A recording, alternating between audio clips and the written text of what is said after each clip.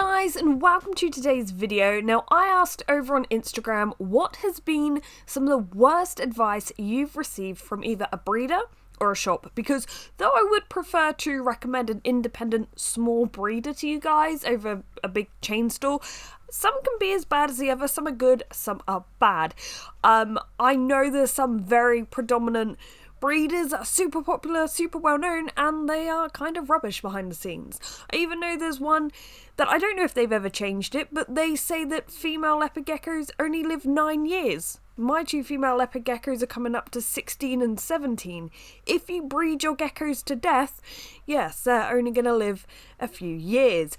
So there's definitely good and bad. Now, this video is actually inspired by a patron of mine who was telling me it was a well-known breeder here in the UK. I won't name names in this video, but if you've received this similar advice, it might be from the same breeder. But the advice they gave baffled me, okay? We'll get onto that in a moment, and what I'm going to do is basically explain why this information is bad, and also kind of emphasize the importance of doing research beforehand. Never go into a shop or a breeder and just rely on them to tell you everything.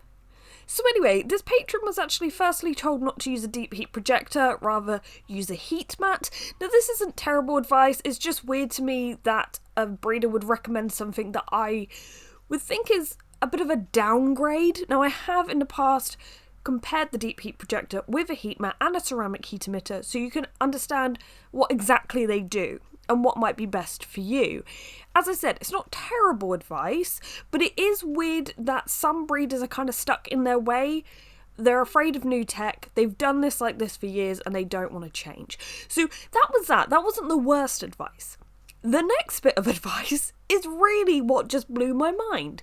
So they suggested feeding a baby leopard gecko 3 Morio worms, sometimes known as superworms, every day. Now, this is such a red flag, and thank God the customer did her research beforehand. And as I said, that's why I want to kind of, what I want to emphasize in this video, because luckily she didn't do that. The reason this is so bad is because Morio worms are high in fat, are high in chitin, which over time, if you're solely eating a high chitin diet every day, that's going to be so much on the digestive system to digest that in some cases, and there has always been this thing about, feeding an animal too many mealworms or something like that, but if you're feeding a poor little baby gecko Morio worms every day and they're having to digest that could potentially lead to impaction. Obviously, there are a number of other factors that contribute to impaction, but it's really not a good diet. Like, even an adult, I wouldn't recommend feeding them every feed with Morio worms. And for me, I've only ever fed my geckos Morio worms when they're adults. I think Maui may have got one when he was 9 or 10 months old, but he was about 80 grams at that point.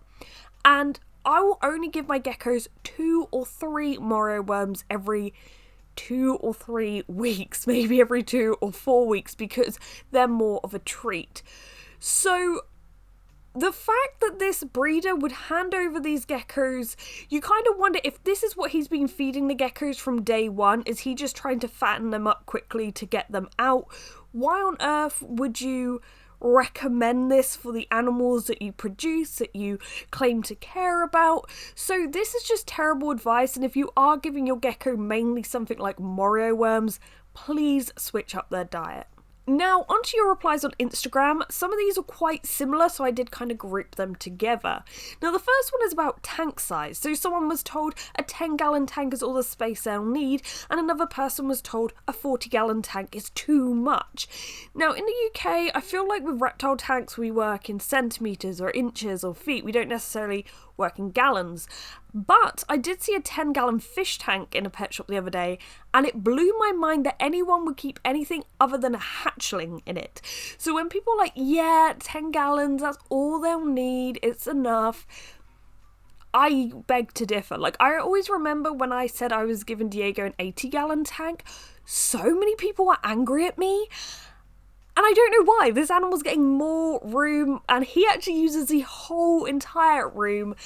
And I would say a 40-gallon tank or a 3-foot-long tank is awesome. And I would definitely recommend, if you can go bigger and give them more room, go for it. You don't need calcium at all. Okay, big red flag here. If a shop or a breeder hasn't asked you what supplements you've got or whether you've got a UV lamp, then question how much they care about the animals they are selling. I know here in the UK, some shops, if not all, have to make sure you have a UV lamp with your reptile when purchasing it. I've literally witnessed it in shops. Fortunately, like, they've asked to see the setup. They want to know if you've got your UV installed just for like leopard geckos. So it's really awesome to see that progression. But yeah, if you go to buy a gecko and they say you don't even need calcium, let alone all the other supplements and nutrients and vitamins and minerals, I would be worried.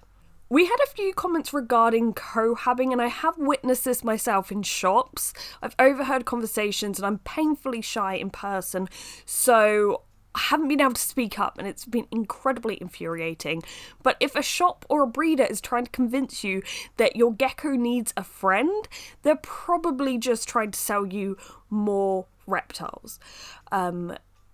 There's the other thing of saying, oh, you know, you can't afford a setup or anything, but here's the animals. Have more animals. Just put them in the same tank. Just please don't. Leopard geckos, crested geckos, they do far better on their own. They aren't bonded because they're siblings. Trust me, Minnie and Gizmo are sisters and they do not want to hang out. So yeah, the co-habbing one is incredibly frustrating. Now, we had the good old advice of using calci sand. Like, really?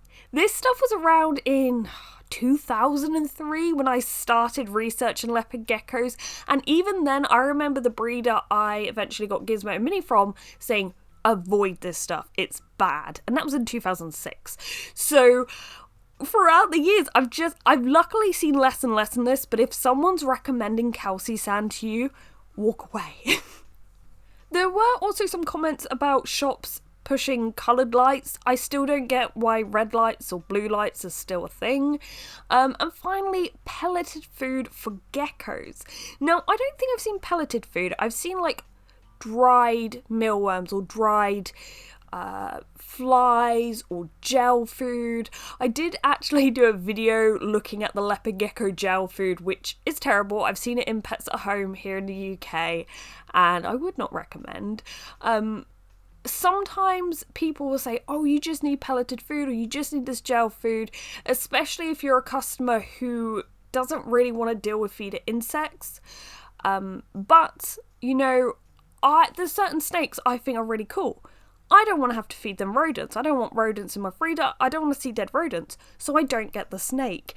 If you don't want to keep feeder insects, don't get the gecko.